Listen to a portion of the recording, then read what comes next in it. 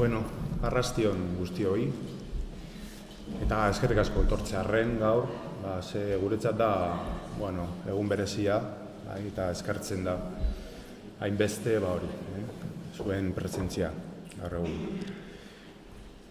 Vamos a empezar vamos a hacer dos partes, vamos a dividir la presentación en dos partes. En esta primera parte, en la que estamos en la mesa Diego Díaz y yo, lo que vamos a hacer es contar un poco, por un lado, por encima, el proyecto del libro, cómo surge el proyecto de reflexionar sobre la iría, sobre la Euskal Hiria, ¿no? Y sobre lo que significa Euskal Hiria. Por otro lado, haré un comentario como editor y coordinador de la obra sobre la estructura que tiene el libro, que está dividida en dos partes. Y luego, pues habrá una intervención de Diego al pie un poco de su capítulo, que es un capítulo que ofrece el marco histórico para comenzar a pensar la realidad de las ciudades vascas contemporáneas, ¿no? Y a partir de ese capítulo él hará una intervención que no es propiamente un resumen del capítulo, sino una intervención inspirada en el capítulo, ¿no? Bueno, y en primer lugar, y como es la presentación de un libro, ¿no? Algo que no es sencillo hacer, pues tengo que empezar por agradecer a las 7 personas que en principio escriben en este libro, ¿no? Los 6 autores y el prologuista, ¿no? Además de a todas las personas que han colaborado en la edición del libro, ¿no? que son muchas. Pero desde luego a los autores les agradezco la colaboración, el haber puesto de su parte un trabajo de forma absolutamente voluntaria y desinteresada, ¿no? Algunos de ellos incluso, y eso no sé si es bueno o malo, sin conocerme absolutamente de nada, pues aceptaron el proyecto de estar en este libro a partir de la idea que yo les lancé, ¿no? Que era reflexionar sobre la realidad urbana vasca en su conjunto, ¿no? Y sobre esa idea que lanzara Atxaga hace unos años, a la que llamó Euskal Hiria, y sobre el proyecto urbanístico que el gobierno vasco viene desarrollando en los últimos años precisamente bajo ese lema, ¿no? El lema de Euskal Hiria, o en su versión actualizada euskaliria.net, ¿no? Entonces a todos ellos les agradezco mucho el que hayan colaborado en esta obra, ¿no? Luego también tendré ocasión de agradecer más personalmente a una de las personas que ha sido un agitador de este proyecto, ¿no? Y que no solo escribe el prólogo de la obra, sino que tiene mucho que ver con que el libro haya salido a la calle por muchos y por diferentes motivos, ¿no? Luego después, cuando se incorpore a la mesa, se lo agradeceré personalmente, ¿no? Voy a empezar entonces por explicaros un poco en qué os vais a encontrar o qué se va a encontrar el lector de nuestro libro, ¿no? Hemos dividido el libro en dos partes, en dos bloques, ¿no? Puesto que yo como editor hice esa propuesta desde el primer momento, ¿no?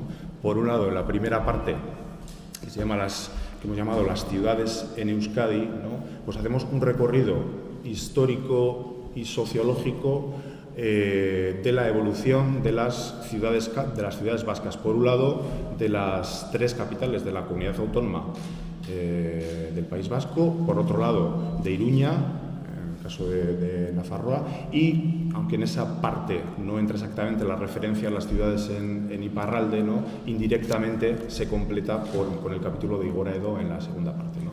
Esta primera parte contiene los capítulos, ¿no? Además de la introducción y del prólogo de Diego, que da un marco histórico, como he comentado antes, a un contexto histórico en el que entender muchas de las razones, de las causas o de las condiciones materiales que hicieron posible o que dieron lugar a una transformación muy concreta, muy determinada de las ciudades vascas, con distintos modelos, pero que en general, ¿no?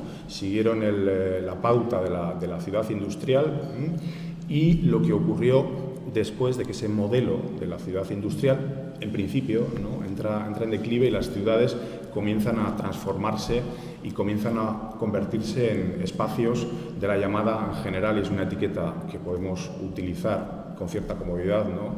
Ciudad de servicios o ciudad posmoderna, ¿no? En esa crisis, o en esa llamada crisis de la ciudad industrial y del espacio industrial urbano, ¿no? Al capítulo de Diego le sigue un capítulo de sociología urbana, el capítulo de Garicoitz Gamarra, ¿no?, en el que hace una descripción de cómo han sido esas transformaciones en Bilbo, en Donosti y en Gasteiz, fundamentalmente en la segunda mitad del siglo XX hasta nuestros días, ¿no?, como los distintos acontecimientos, ¿no?, propician esa crisis de la ciudad industrial y de los modos de vida en la ciudad, y cómo también la fisionomía de las ciudades, ¿no?, con sus matices, puesto que cada una de estas tres ciudades tienen su propia historia particular, pero con sus matices van transformando tanto el espacio construido como los modos del habitar, como los modos del trabajo en la ciudad, ¿no? Ese es el recorrido que propone Garicoitz en el capítulo sobre las ciudades, las tres capitales de la comunidad autónoma.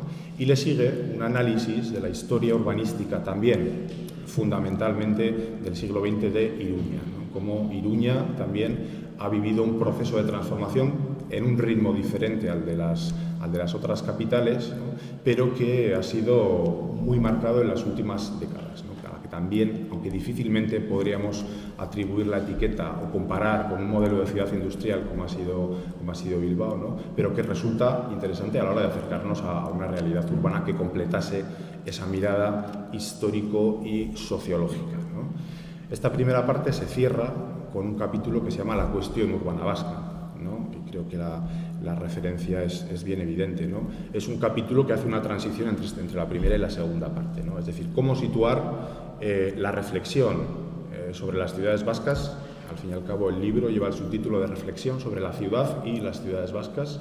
Cómo situar esa reflexión sobre los espacios urbanos vascos en el contexto del debate general sobre las ciudades que en los últimos años, en las últimas décadas, ha producido mucha y muy interesante literatura, ¿no? Es decir, qué ocurre a nivel global con las ciudades, ¿no?, qué ha ocurrido en las últimas décadas, cómo ha ocurrido ese proceso por un lado, de declive de la ciudad industrial y de aparición de las ciudades posmodernas o las ciudades del espectáculo, o el papel de la arquitectura espectacularizada, y esas transformaciones que han ocurrido o que ocurren desde hace algunos años en muchas ciudades del mundo, ¿no? Entonces, bueno, en este capítulo de transición se intenta, ¿no?, situar la realidad de las ciudades vascas en un contexto de análisis un poco más amplio, ¿no?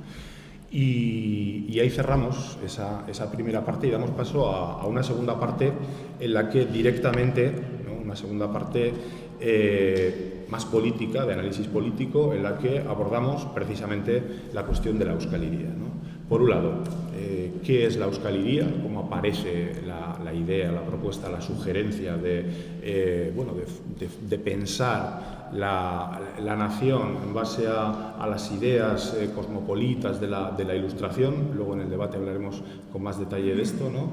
Y cómo, por otro lado, bueno, pues el gobierno vasco utiliza este lema para su proyecto de desarrollo urbano a nivel regional, ¿no? Eso vendría a ser un poco el análisis de lo que es y lo que pueda ser la euskaliría, ¿no? Iremos más adelante aclarando un poco todas estas cuestiones.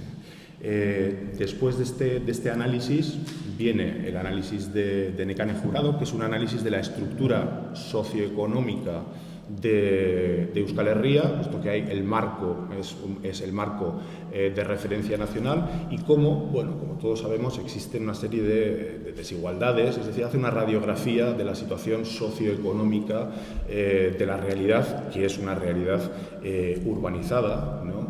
Y cómo la presencia o la futura presencia del tren de alta velocidad, que es de lo que se ocupa Nekane en su capítulo, ¿no?, viene a ser la condición de posibilidad de esa futura región urbana que en principio se proyecta a futuro, es decir, que actualmente no existe, pese a que exista un sistema polinuclear de ciudades vascas de distinta escala, ¿no? El tren de alta velocidad vendría a ser el requisito para constituir la infraestructura que constituiría esa región urbana vasca interconectada, ¿no? Y de esta cuestión se ocupa Nekane en su capítulo, ¿no? Y los dos últimos capítulos en este bloque son, por un lado, al que he hecho referencia antes, el capítulo de Igor Aedo, que se ocupa de la realidad iba a decir urbana, en principio sí, de la realidad urbana de Iparralde, pero fundamentalmente se ocupa de la relación entre lo rural y lo urbano, ¿no?, en las ciudades de Iparralde, además de analizar pues, la realidad social y cómo, bueno, pues allí las reivindicaciones han sido distintas, ¿no?, y muchas de esas reivindicaciones son marcadamente distintas de las reivindicaciones que han tenido lugar en las ciudades vascas, en las ciudades de Euskal Herria, o las ciudades de la CAP o incluso en Nafarroa, ¿no? Ese es un poco el análisis de Igor, que viene a plantear, ¿no?, al menos tal y como yo lo he entendido, ¿no?, que hay ahí esa dicotomía entre la ciudad y el campo queda de alguna manera disuelta, ¿no? Hay unas fronteras que son mucho más permeables, ¿no?, y que esa relación se ha articulado de una manera socialmente distinta a cómo se ha podido articular anteriormente en el resto de las ciudades vascas, ¿no? Y el libro se cierra con, bueno, un capítulo que se llama Bilbao Mutante, lo cual da a entender que el objeto de atención preferente es el espacio urbano de esta ciudad, pese a que, ¿no?, pueda ser ampliado al resto de las ciudades vascas, ¿no? Es un capítulo de antropología urbana que se centra concretamente en la cuestión de la fiesta, es decir, cómo la fiesta urbana o la fiesta en el contexto urbano ha venido transformándose en los últimos años, bastante, esa es la tesis de Garicoitz Gamarra, y ha dado lugar a expresiones festivas y colectivas, ¿no?, en las que esa mezcla que había antes entre la fiesta y la reivindicación, de alguna manera también se va diluyendo poco a poco con los nuevos con las nuevas prácticas de ocio en esa ciudad contemporánea, ¿no? Sería un poco el objeto del análisis de Garicoitz Gamarra en el capítulo que cierra el libro, ¿no? Desde el principio, la idea original o la propuesta que yo hice a todos los autores era, bueno, recoger una pluralidad de análisis desde distintas disciplinas, ¿no?, dando una libertad, en este caso, a cada uno de los contribuidores, a cada uno de los autores y de las autoras de los capítulos, para, desde sus respectivas disciplinas, ¿no?, aportar, bajo la premisa de que estábamos pensando la realidad urbana contemporánea vasca y que estábamos pensando también esa propuesta de Achaga que reivindica los valores del cosmopolitismo y de la ilustración frente a los valores vinculados al romanticismo y vinculados a las reivindicaciones nacionalistas y a la identidad del pueblo, ¿no?, la ciudadanía frente al pueblo-nación, ¿no?, pues teniendo en cuenta esa premisa, ¿no?, que yo les di, ellos desde sus distintas disciplinas han trabajado y han aportado y han, bueno, hecho o han conseguido, ¿no?, o hemos conseguido, creo, ¿no?, pues una aproximación, que en cualquier caso no es más que una invitación a la reflexión, puesto que no hemos pretendido en ningún momento dar una respuesta definitiva o cerrada sobre qué sea la euskaliría, qué pueda ser, o qué relación hay entre el iría y el herría, o cómo eso vaya a articularse en el futuro, ¿no? Lo que hemos pretendido ha sido abrir un espacio para el debate y para la reflexión, como haremos hoy mismo aquí, ¿no?, tomando como excusa este trabajo, este libro, ¿no?, que hoy presentamos en Bilbao, ¿no?, pues ver exactamente cuáles pueden ser, digamos, ¿no?, los caminos o las propuestas para hacer un análisis a partir de esta idea, ¿no?, de la ciudad vasca global, de las ciudades vascas y sobre los modos de vida y de habitar en las ciudades, que es evidente que se están transformando muchísimo, ¿no?, como en otros ámbitos, y es evidente que tienen algo que decimos bastante en el libro, ¿no?, al menos Garicoitz y yo, es evidente que tienen un significado político, ¿no? Hay una reivindicación del significado político de los cuerpos, ¿no?, y de esos cuerpos en el espacio de las ciudades, ¿no? Como os decía al principio, tampoco quiero extenderme mucho más en la presentación del libro propiamente, ¿no?, porque ya tendréis ocasión de leerlo, y prefiero que vayamos directamente a abordar algunas de las cuestiones teóricas para luego poder incorporar otras voces al debate y poder abrir de alguna manera este debate, ¿no? Así que yo, bueno, quiero presentar a mi compañero de mesa, ¿no?, es Diego Díaz, es historiador obetense, ¿no?, trabaja desde hace algunos años en su proyecto de tesis doctoral, que si no recuerdo mal, corrígeme, se ocupa de la relación entre los partidos comunistas, la cuestión nacional en el comunismo en España, ¿no? Exacto. Poco más o menos. Y yo a Diego le pedí que escribiese un marco histórico para esta euskaliría, ¿no? Es Es decir, no podíamos empezar a hablar de la realidad actual sin hacer una referencia o sin dedicar un capítulo más o menos extenso a cómo ha sido la historia, ¿no? Y él ha titulado a su capítulo, me parece bastante sugerente, El país de la Euskal-Hiria, ¿no? Y yo creo que a partir de aquí, ¿no? Va a ir un poco tu intervención, ¿no? Inspirado en esta idea va un poco tu intervención, ¿no? Sí. Esto produce un cierto eco como de iglesia, entonces, ¿puedo quitarlo? Sí, se me oye bien, ¿no? ¿Tiene problema para grabar? Bueno, es que le da un aspecto un poco monacal a la mesa, entonces prefiero casi quitar el micrófono.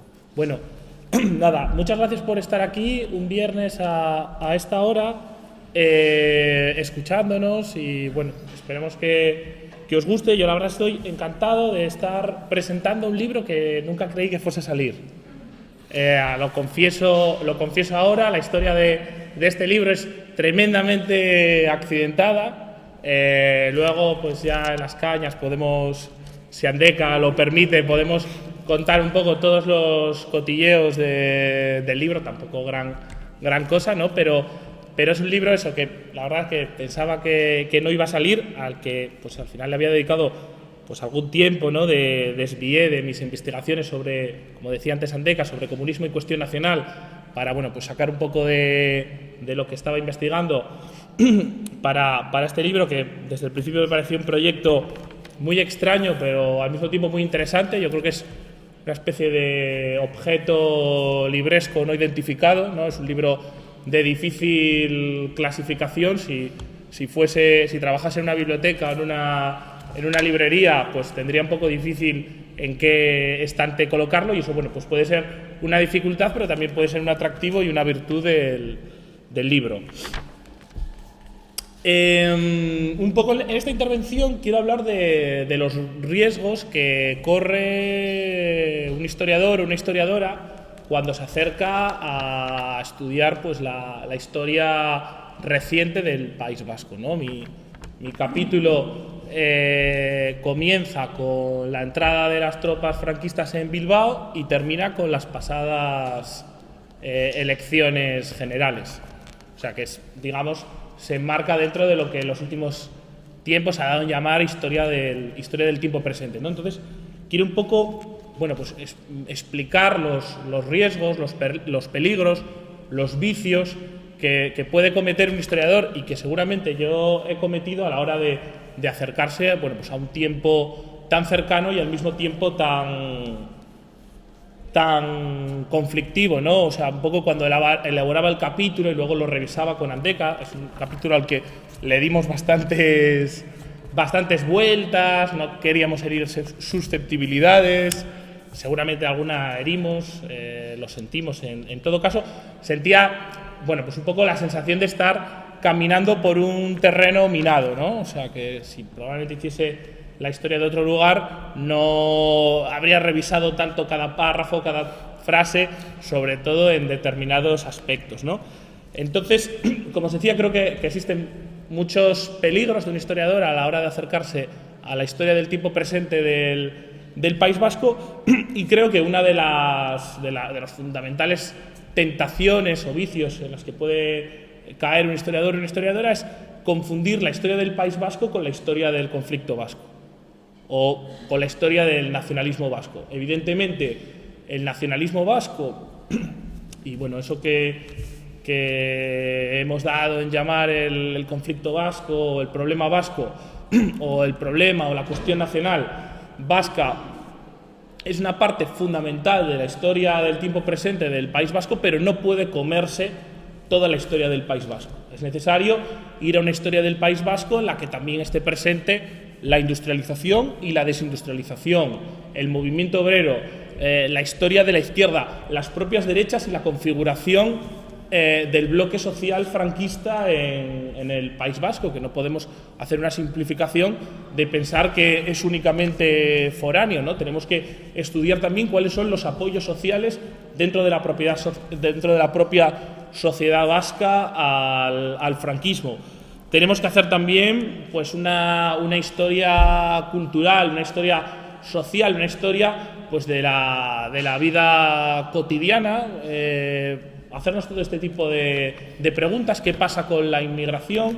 ¿Cómo se integra la inmigración en la sociedad vasca? ¿Hay procesos de mestizaje? Es decir, creo que lo primero que se tiene que plantear alguien cuando se acerca a la historia del tiempo presente del País Vasco es tratar eso, ¿no? De que el problema vasco no se lo termine comiendo todo. Bueno, pues como si estuviésemos en un partido maoísta de los años 70, yo voy a empezar haciendo autocrítica, porque creo que he caído en todos esos errores, ¿no? Por mucho que he tratado de evitarlo y he tratado de ir a una historia lo más global, lo más social y cultural del País Vasco, creo que sobre todo en la parte de los últimos años he caído en muchos de esos errores y al final creo que he terminado equiparando historia del País Vasco a historia del problema vasco, ¿no?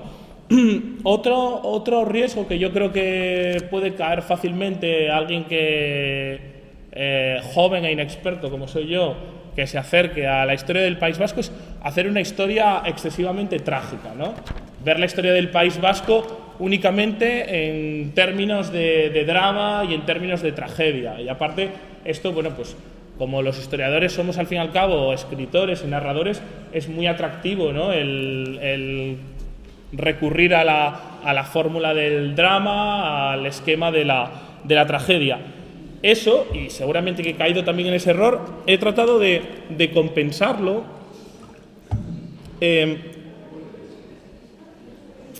tratando de resaltar también aquellos aspectos más positivos, más interesantes.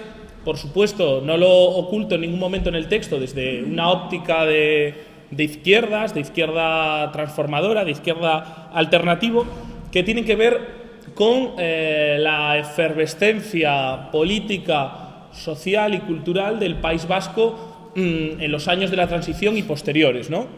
Creo que un contraste interesante, porque la historia de Euskadi no podemos estudiarla de forma aislada, tenemos que estudiarla en el contexto europeo y en el contexto español.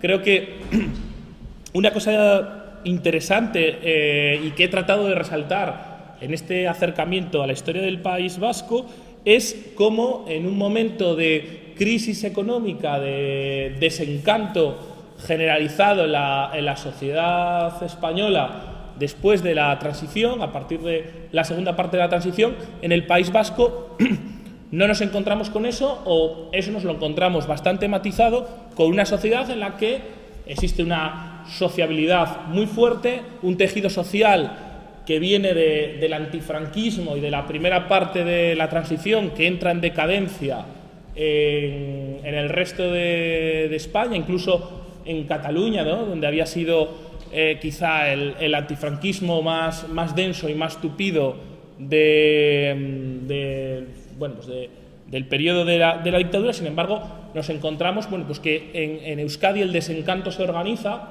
y el desencanto, pues en gran medida, ese desencanto que existe sobre todo en los sectores progresistas de la sociedad española es mucho menor aquí. O sea, podemos ver la historia de la transición y de los primeros años de la democracia del País Vasco solamente desde el punto de vista de la violencia, de la represión, de esa parte más trágica, pero bueno, creo que también podemos buscar eso otro por no caer en ese otro típico vicio que yo creo que tiene los acercamientos historiográficos a la historia del País Vasco. Comentaba antes con José Antonio, historiador y amigo, que me decía, bueno, pues que el acercamiento, me decía que tiene parte de ensayístico. También creo que me lo había comentado en un mail cuando le pasé el texto. La verdad es que creo que mis tentaciones ensayísticas las contuve bastante, pero seguramente que he deslizado ideas o he sugerido cuestiones, ¿no? Una cuestión en la que no quiero entrar, pero dejo un poco en el aire, quizá también la dejo insinuada en el texto, es el fracaso de, digamos, un programa de fracaso probablemente matizado, ¿no? Los historiadores también somos muy aficionados a utilizar la palabra fracaso, ¿no? Con letras mayúsculas. Bueno, el fracaso matizado de unos ciertos mínimos en el País Vasco, sobre todo si lo comparamos con Cataluña.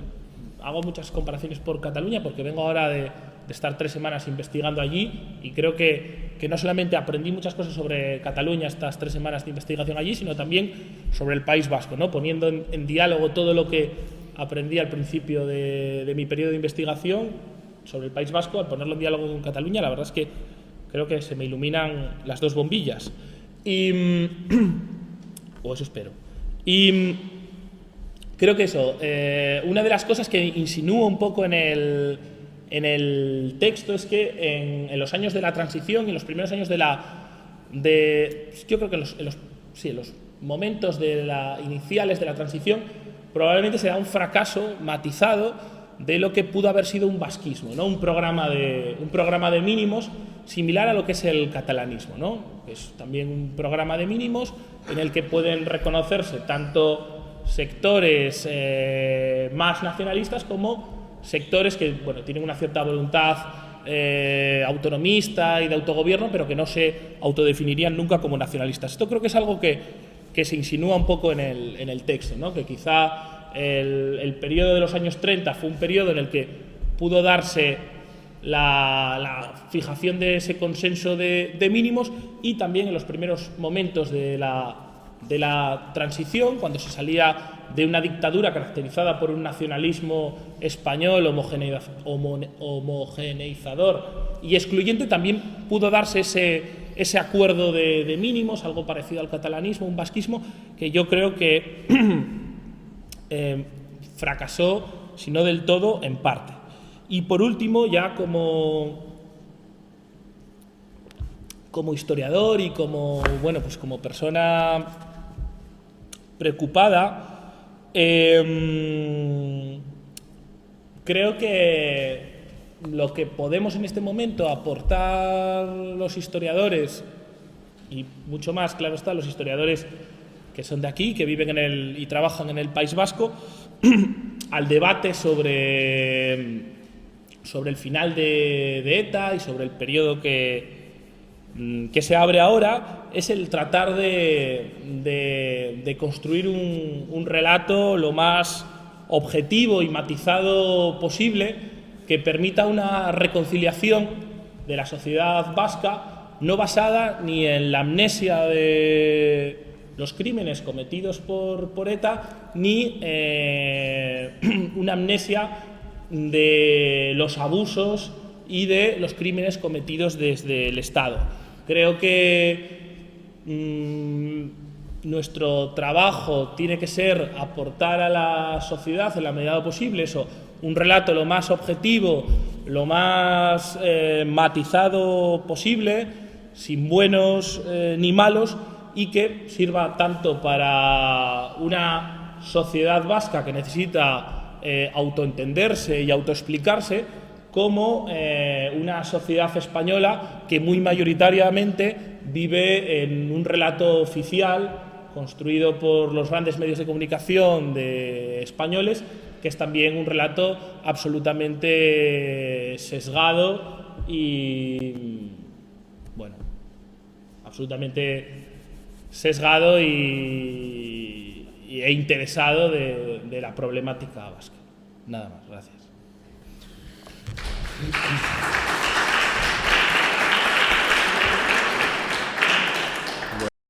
Bueno, la verdad es que quería decir algo sobre el libro, pero me ha pasado que me ha dado un ataque de indignación, de estos que me dan así periódicamente, porque ya uno vive en un estado bastante indignado, pero a veces le da un ataque. Y entonces me he escrito un texto, y excepcionalmente es un textito de 1,5 páginas, no es más. Y entonces, excepcionalmente, os lo voy a leer. Y es más o menos, es en cierto modo, un poco una repetición del prólogo, pero en estilo un poquito más indignado. Entonces, comienzo.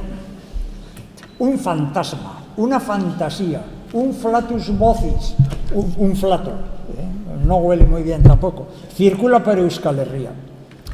Una vez fue lanzado ingenuamente por Bernardo Achaga, y andando el tiempo no ha faltado quien descubriera ahí un buen eslogan para el negocio de cementar nuestra ama luz, más aún para ascender al cielo de la ciudadanía. Después de ETA, con un aquí no ha pasado nada. Ahora seamos solo ciudadanos. Iritarrak. Todas las opiniones son posibles en democracia de aquí a Vladivostok, incluida la pretensión de autodeterminación o incluso independencia. La cosa comienza con el lema de la gran conurbación vasca mediante una red de infraestructuras gigantes, especialmente el tren de alta velocidad, que invaden y fragmentan la ya castigada geografía euskaldun y especialmente baserritarra. Andeka Larrea muestra en el libro que los flujos entre las capitales vascas, en más de un 90%, son con su entorno directo, no entre ellas. Pues bien, ahora se trata de forzar esta situación estableciendo una red de infraestructuras y de comunicaciones rápidas y carísimas, que sirven a las élites de los núcleos urbanos y aíslan y rompen los sitios que atraviesan. Se trata de una concepción análoga a la que he visto en Latinoamérica en perjuicio de los pueblos autóctonos. Grandes obras que les dejan sin agua, sin suelo, sin su entorno vital y nos dejan sin la tierra lo único que hasta ahora no se nos ha discutido, porque somos en cierto modo, nada más, vamos a decir lo opuesto al pueblo judío, que siempre lo ha tenido todo menos la tierra y la soberanía, es verdad también. Pues nosotros la tierra sí que la hemos tenido, por eso la mitad son mendizales aquí, en este país. Ahora hasta eso.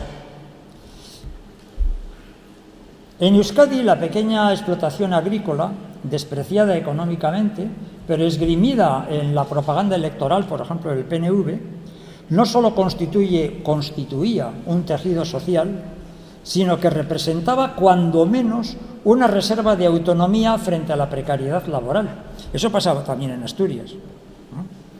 Pero es que además y sobre todo, lo que ahora se está liquidando, o tratando de liquidar, porque yo creo que es una cosa bastante ilusoria, es una operación más bien de propaganda, yo creo, es un tejido económico y cultural que al final te debe restar como un elemento folclorizable, ¿no? Y esto además lo vi yo una vez en el barrio sevillano de Triana, que es que yo allá cultivaba un espacio de flamenco en el que la gente se cantaba sus vidas, era una cosa de teatro y de música y de folclore vivo, ¿no? Con la especulación inmobiliaria lo deshicieron en menos de 5 años. Desapareció todo aquel foco. Operación inmobiliaria. Bueno, ahora estamos en operaciones inmobiliarias a gran escala. Lo pretendido es el negocio y la homogeneización.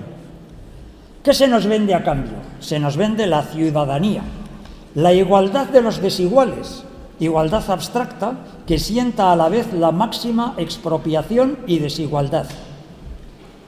¿Cuál va a ser el sujeto real de esa ciudadanía? La figura etérea de un sujeto de supuestos derechos, un ser definido por su normalización jurídica, controlado policialmente, determinado en su privacidad por el consumo o por la absoluta marginación también del consumo. Y cuando el Estado mismo es anegado por la inundación furiosa del mercado mundializado, ¿qué vigencia conserva la noción de ciudadano? Se quiere negar la misma idea de pueblo, la gente que no cuenta, concreta, como colectividad, mientras el término nación, que designa su capacidad de organización política, es ocupado en exclusiva por un Estado fantasmal y policial.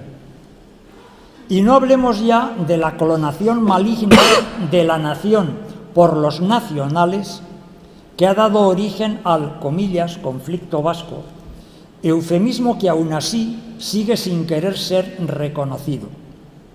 Eso es lo que significa una iría sin herría. El celofán de una ciudadanía es irrisorio como recurso para negar y tapar. ¿Y por qué se nos invoca una y otra vez el Estado de Derecho? Esto me tiene frito. Cada vez más como en el franquismo. Que es que, claro, los que somos viejos estábamos hartos del Estado de Derecho en la época de Franco. Y ahora es lo que se nos dice. Claro, porque es evidentemente lo que hay que sostener que existe. Porque es muy discutible que exista. Bueno, construir nuestra herría. Ese es el problema político. Político, no solo social. Que tenemos que abordar entre todos, con paciencia y tacto, pero sin dilación y sin esperar ni a la unanimidad ni a que nos den permiso. Aquí se me acabó el examen.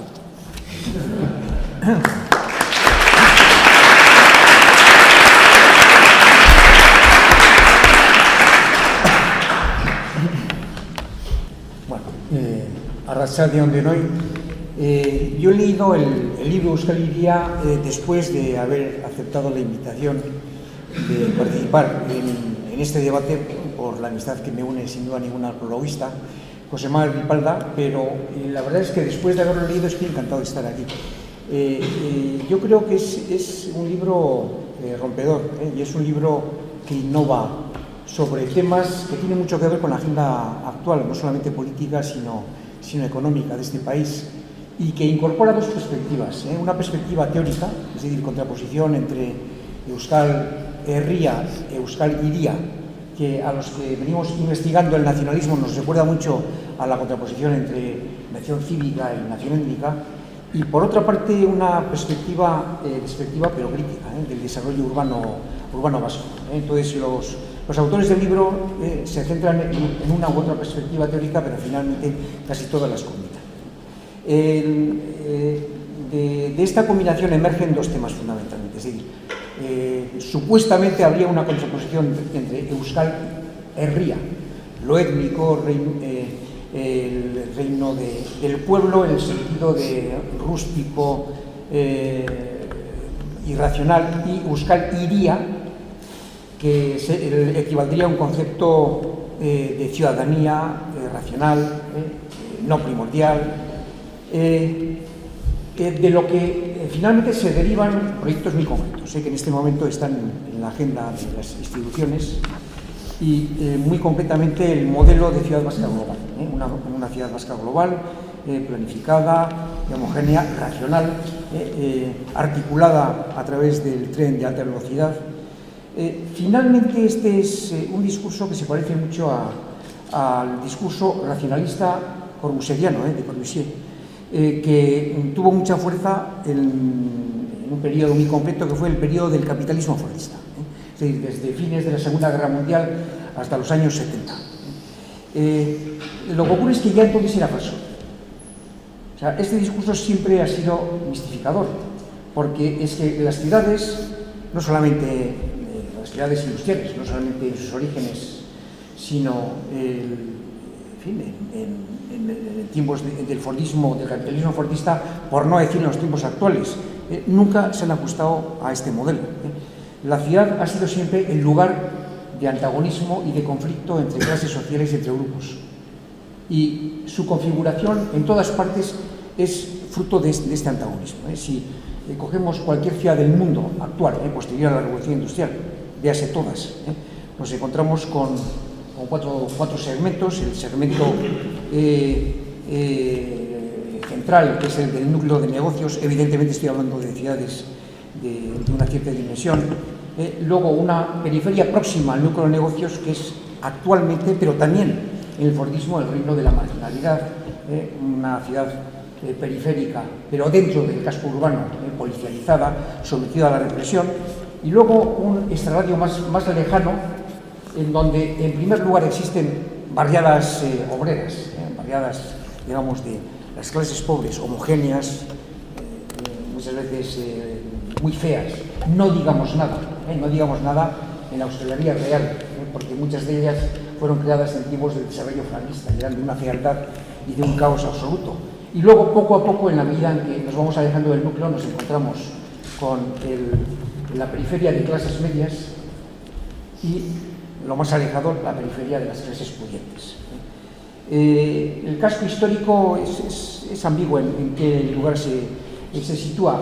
Muchas veces es el lugar de la marginalidad, de la policialización, que hace, por ejemplo, el casco viejo almendrado de Gasteiz, etc., de San Francisco, etc., pero otras veces, en algunas ciudades, no en Euskal Herria, pero sí en otras ciudades, es el lugar conquistado por las clases pudientes, ya sea en París, y por tanto en los terrenos más ricos, etc.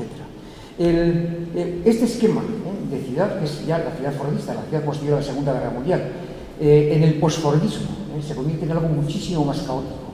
¿Por qué? Porque el posfordismo rompe la homogeneidad de esa clase obrera que forma estas barriadas homogéneas y produce la exclusión y, por tanto, aumenta hasta el paroxismo la marginalidad. Y eso, sin duda ninguna, configura los centros urbanos actuales en todo el mundo y también en Euskal Herria, con un grado de marginalización, con un grado de policialización y con un grado de exclusión muy superior al tipo del fordismo. Y todos estos discursos planificadores, con una planificación dirigida desde el centro, han sido siempre mistificadores, y finalmente es el discurso mistificador que sirve al segmento nuclear de las ciudades, que es el segmento de los negocios. Euskal Herria, esta contraposición entre Euskal Herria, reino de lo ciudadano, de lo democrático, de lo moderno, y, perdón, Euskal Hiria, quiero decir, al revés, Euskal Herria, es decir, la ciudad vasca global, el reino de lo democrático, lo racional, que se contrapondría a la Euskal Herria, pueblo irracional, rústico, etc., es trazar un antagonismo que en Euskal Herria no funciona, porque la Euskal Herria es un conjunto de Euskal Hiriak y es perfectamente compatible lo uno con lo otro. La Euskal Herria es un conjunto de Euskal Hiriak. La Euskal Herria de verdad, y estoy hablando de todos los territorios, tanto la comunidad autónoma vasca como la comunidad foral navarra, como Iparralde, y eso se dice en el libro, una realidad absolutamente polinuclear. Finalmente, este es un discurso que aparece en todos los investigadores del fordismo, es un mosaico de regiones. Presenta mucha riqueza y presenta potencialmente una adaptación a los nuevos tiempos precisamente postfordistas. Históricamente, Euskal Herria, todo el mundo lo sabe, fue una confederación de valles, de iglesias, etc. Y posteriormente, tras la Revolución Industrial, se ha convertido en una confederación de comarcas industriales. La comarca es el escalón intermedio entre el municipio, el ayuntamiento y lo regional. Y de hecho, la comarca, por ejemplo, es utilizado por los sindicatos de ámbito vasco, los sindicatos de la mayoría sindical, como núcleo movilizador, núcleo de negociación colectiva algunas veces, núcleo de contestación, y son las realidades reales que están funcionando en Euskal Herria. Son de una diversidad absoluta. Si ponemos tres ejemplos, por ejemplo, la margen izquierda, la llanada alavesa y el Alto Urola, la zona cooperatista, nos encontramos con unas regiones que lo único que les unifica es el hecho de compartir un sentimiento de pertenencia a lo vasco, y punto. Las ciudades, eso es una parte que a mí me interesa mucho del libro. Donostia, Bilbo, Gasteiz, Iruña, Bayona, son absolutamente diversas. Por el modo de evolución de los cascos históricos hacia lo moderno, por la irracionalidad caótica de las periferias bilbaínas, por la dureza del paso de un casco histórico militarizado en Iruña hacia lo moderno, por una cierta racionalidad que existió en Gasteiz precisamente por lo perdido de la modernización, que puso a disposición de la ciudad grandes territorios, etc. Bien, la diversidad es absoluta. Los cascos históricos, bueno, pues han sido invadidos en distintas medidas por los sectores marginales y policializados, evidentemente, y las periferias industriales han sido sometidas a dos tipos de horrores, los horrores de las agresiones medioambientales y la fealdad extrema de esas barriadas fordistas, barriadas obreras, caóticas, que afean extrañamente todos los pueblos y las ciudades de Euskal Herria desde cuando se construyeron, que fue fundamentalmente en los años del supuesto desarrollo franquista, años 50 y 60. Claro, entonces nos encontramos finalmente con que esa contraposición entre la ciudad, la Euskal Hiria, la ciudad racional de la Ilustración, la Euskal Herria, el campo, el reino de lo irracional, es totalmente falsa y muchísima más Euskal Herria. Algunas de las soluciones de carácter territorial, y hablo de soluciones a dos niveles, soluciones a nivel de escala de regulación urbana. Como sabéis, los capitalismos tienen una serie de escalas: la escala de regulación global, la escala de regulación estatal, la escala de regulación regional y la urbana. Aquí se mezclan dos temas que en este momento están en la agenda política de todas las fuerzas: la escala de regulación urbana y la construcción de la nación vasca. Yo adjetivaría esa construcción y hablaría de construcción de la nación social vasca. Pues bien, estos dos temas se unen absolutamente. Y la contraposición de campo y ciudad es tan absolutamente falsa que una parte muy importante de las respuestas que se están dando a esta problemática está viniendo precisamente de las organizaciones agrarias que existen en Euskal Herria. Y una evolución enormemente interesante es la de LB, Iparralde, Laborantza Gambara, etc. Es decir, están desarrollando respuestas relacionadas con el territorio, respuestas que hacen frente a las agresiones medioambientales, que tienen una dimensión de género y que tienen una dimensión profundísimamente ciudadana. Con lo que finalmente esta supuesta contraposición antagónica entre la ciudad racional y el campo irracional resulta que es al revés. Es decir, las respuestas a estos dos tipos de problemas, regulación, escala de regulación urbana y construcción de la nación social vasca, está viniendo de los actores organizados del campo. Yo diría que al nivel de los sindicatos, incluso a un nivel más preciso.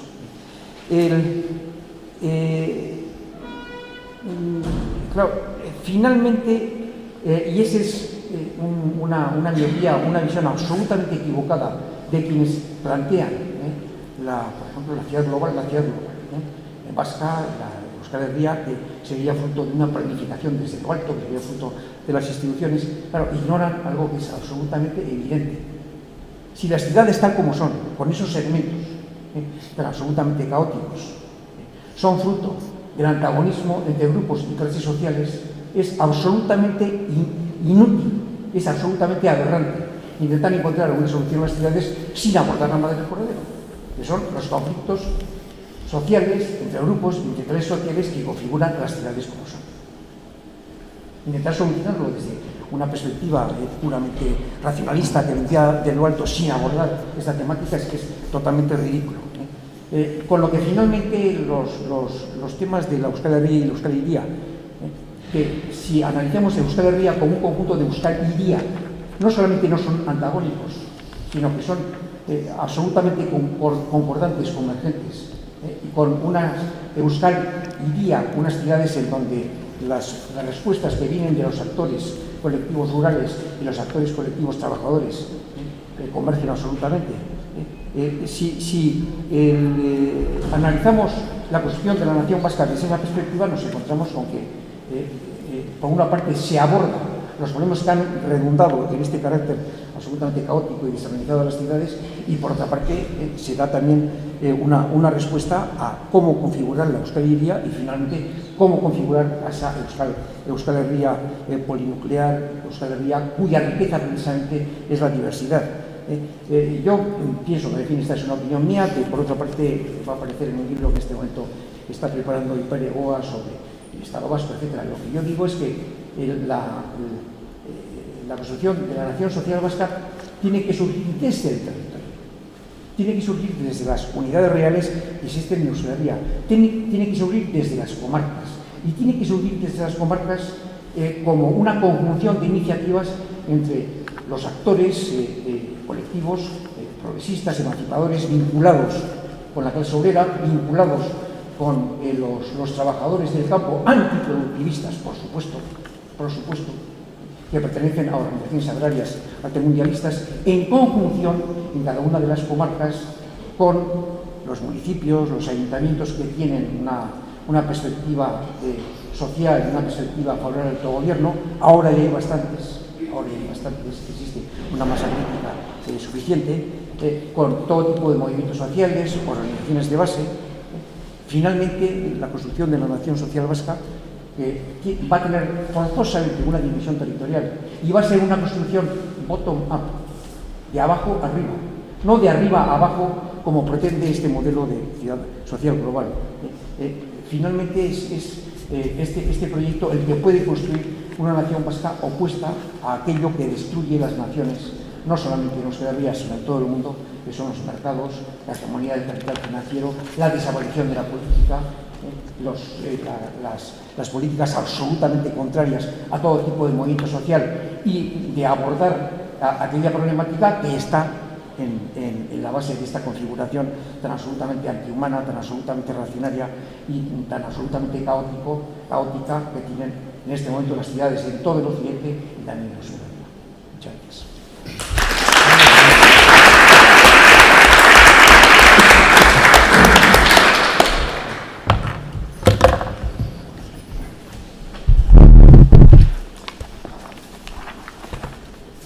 Eskerrik asko gonbidagatik. Y también eskerrik asko a José Mari, que nos ha, digamos, reunido aquí pues para opinar sobre un libro, ¿vale?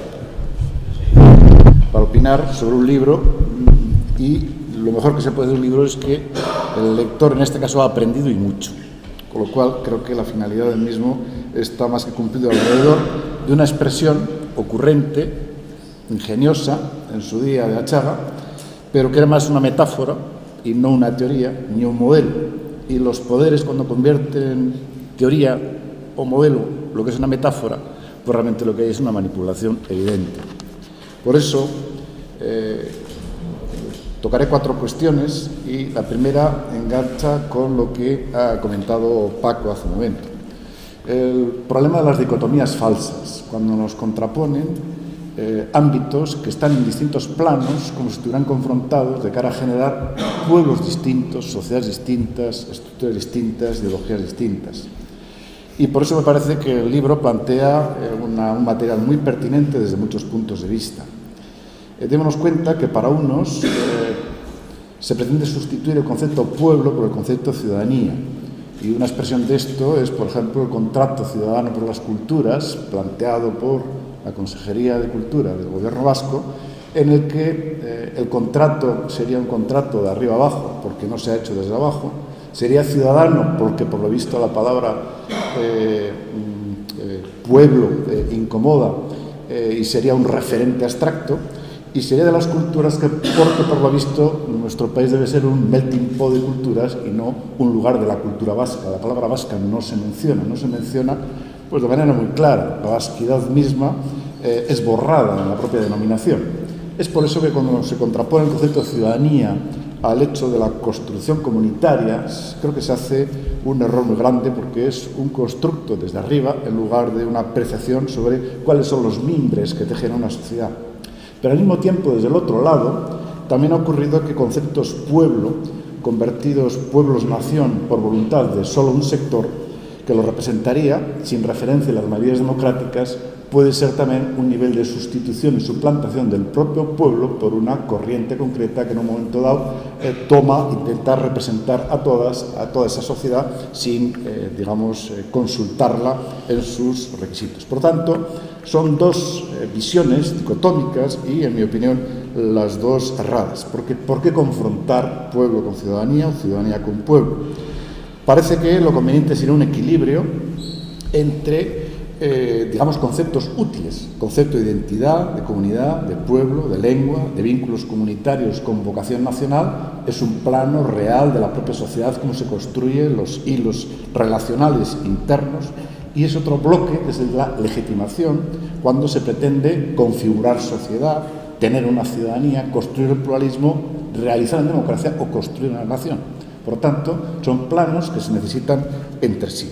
Por eso, construcción identitaria, construcción nacional, nation building, como dicen, o construcción política, por fuerza deben de asumir proyectos comunitarios, sociales y políticos que habrán de pasar por el filtro de las mayorías, en claves democráticas, no para digamos, eliminar las diferencias, porque las minorías siempre han de ser respetadas, sino para construir proyectos democráticos en la medida que se generalicen. Y por eso la nación sería, digamos, un proyecto de mayorías que creen que debe irse en alguna dirección. Por eso estas dicotomías maniqueas a mí me parece que son insufribles. Y además incluyen silogismos muy retóricos, porque al final llegan a hipostasiar conceptos hasta sacarlos de su propia razón de ser. Conceptos como razón, norma, Estado, cosmopolitismo. ¿Por qué confrontar con conceptos como vivencias comunitarias, realidades políticas por abajo, naciones sin Estado, que algunos dicen que es un oxímoron, un concepto, digamos, absurdo en sí mismo, o la cultura universal, que algunos identifican con, digamos, culturas hegemónicas en lugar de entenderlo como la suma de todas las culturas del mundo? Por eso estos debates absurdos, como se mencionaba también el de nacionalismo cívico frente a nación identitaria, pues son realmente errores que luego tienen sus resultados, porque en la medida que se abunde en una determinada dirección, si se impone la norma, el derecho, el Estado, puede ocurrir lo que antes se comentaba, que después de la transición ocurrió una situación enorme de apatía, individualismo, de suplantación de los aparatos de Estado sobre la voluntad ciudadana, de resignación por parte de la sociedad ante los poderes, en suma de naufragio de la sociedad civil que ha ocurrido en aquellos territorios donde decían que el Estado tenía ya la función de gestionar la democracia y el Estado de Derecho ya era el último baluarte de la historia. Y por otra parte nos podemos encontrar que cuando exageramos el concepto de la voluntad comunitaria y esta puede ser sustituida por una minoría, muy bien puede ocurrir que esa minoría se arrogue incluso el papel de con violencia ejercer una lucha contra el Estado sustituyendo a las propias voluntades de la mayoría, con lo cual el resultado al final es que no se termina de casar, de construir esa nación mayoritaria sobre la base de estos encuentros democráticos en conflicto, y siempre en conflicto, que es como se construyen las sociedades. Por eso me parece que ambas apreciaciones son ajenas al concepto de la democracia, y la una porque no permite preguntar. Es que el Estado de Derecho no quiere preguntar, oiga, usted quiere ser nación y quiere construirse como Estado. Es que no permiten la pregunta, es decir, hay un problema de déficit democrático brutal. Y otras opiniones, en cambio, entienden que la nación ya la representan ellos y lo que hacen es saltarse, por tanto, los resortes de la sociedad civil organizada, que es la sociedad que nos ha permitido salir durante todos estos años del atolladero en el que hemos estado, porque nuestro país estaba condenado a ser un país inviable en las circunstancias que hemos vivido, y en cambio la sociedad civil ha mantenido, digamos, el tipo de la racionalidad, de los conceptos, del encuentro, de las salidas, de los diálogos, y han permitido volver a la legitimidad democrática. Por eso yo creo, para terminar este primer punto, es que se requieren proyectos integrales que respondan al perfil integral además de las personas. Las personas no somos solo ciudadanos. Tenemos identidad, somos nacionales, estamos preocupados por la economía, pertenecemos a algún género, nos preocupa la sostenibilidad, somos de alguna generación, vemos con preocupación el futuro. Todo esto es parte de nuestras propias formas de responder a las situaciones.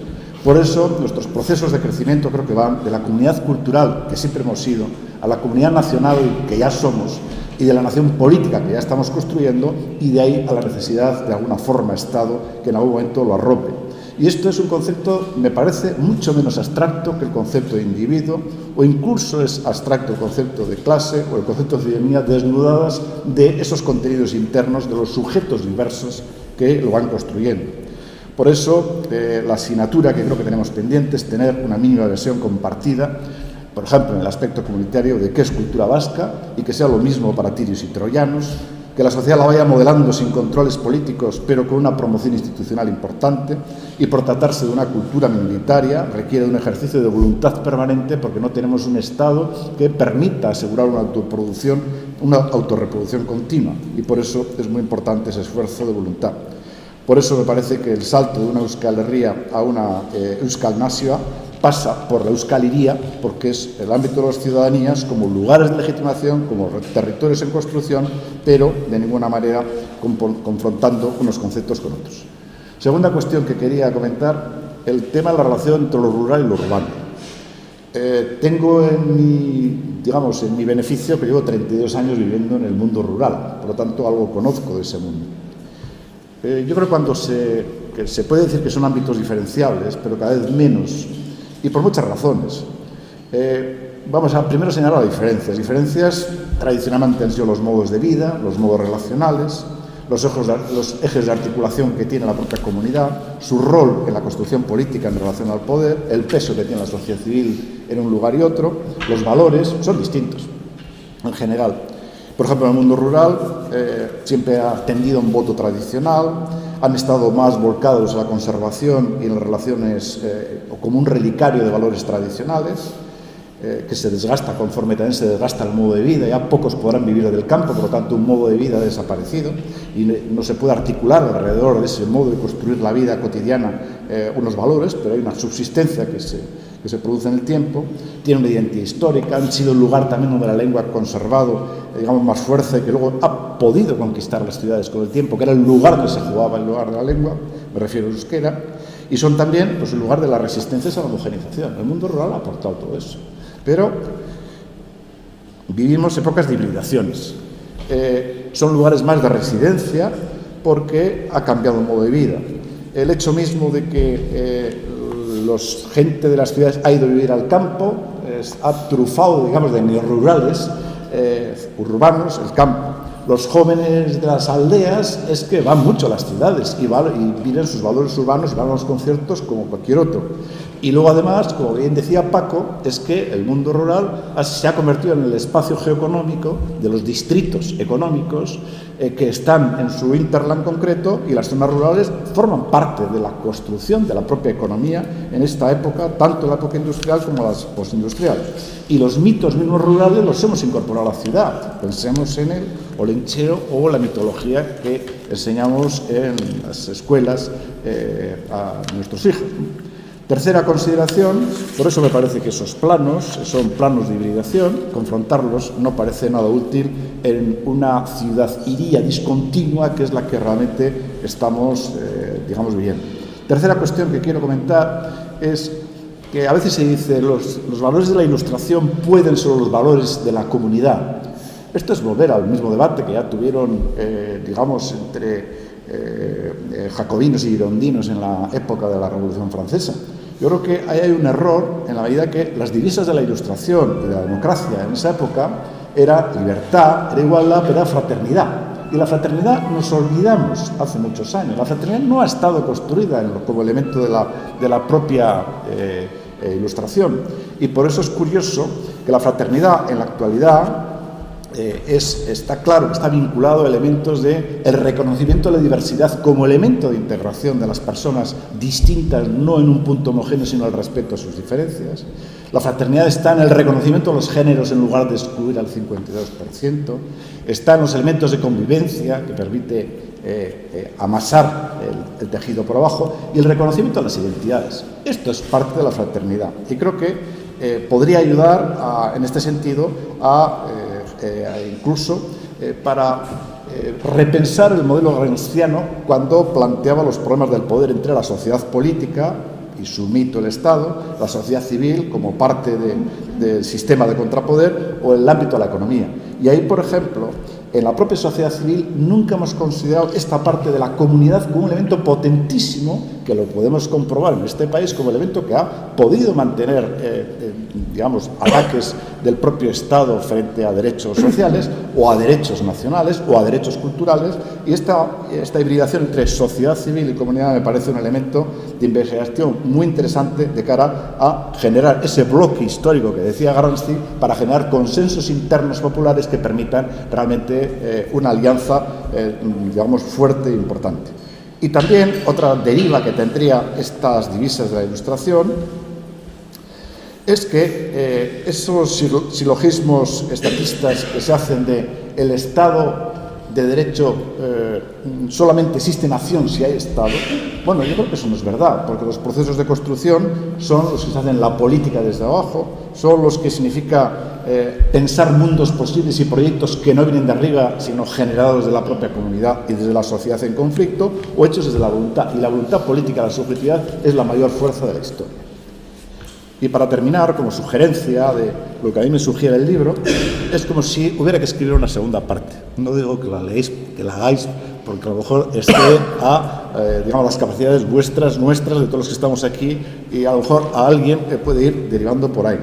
pero a mí me ha sugerido que hay elementos todavía a investigar más en este campo, como son, primero, nuestros espacios ahora van recorridos por vamos a decir, la superposición de lo que son la ciberesfera por la geosfera, que es de la que estamos hablando. La geosfera es la esfera vital, la geográfica, y la otra ya es un mundo cultural nuevo que se superpone y lo atraviesa y significa cambios muy importantes y también una herramienta a utilizar por los pequeños de cara a, digamos, generar sus propias culturas. Primera idea. Segunda, convendría que este país también definiera en la construcción de esta Euskal Herria que tiene Euskalirías, que tuviera, como decía Paco, que tuviera una definición mejor de sus especialidades de cara al futuro desde el punto de vista de la economía, desde dónde se quiere construir de cara a generar, digamos, ese equilibrio entre la ciudad sostenible, la ciudad creativa, la comunidad organizada y un ámbito digamos, de economía solvente que genere ámbitos de ciudadanía y de conformidad colectiva.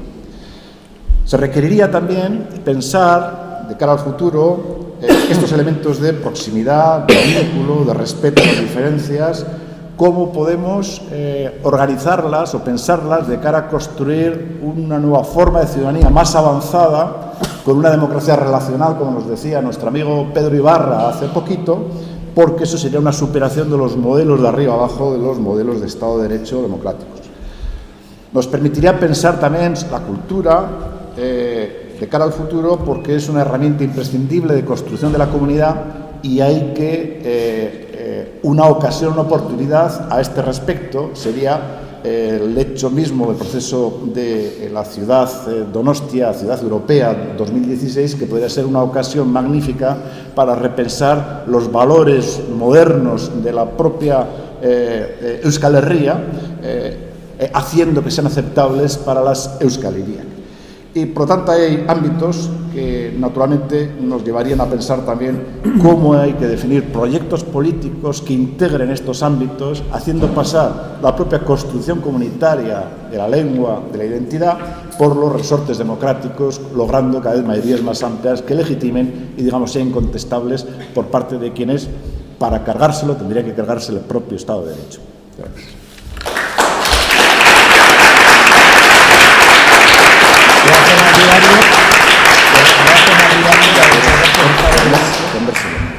Conversación.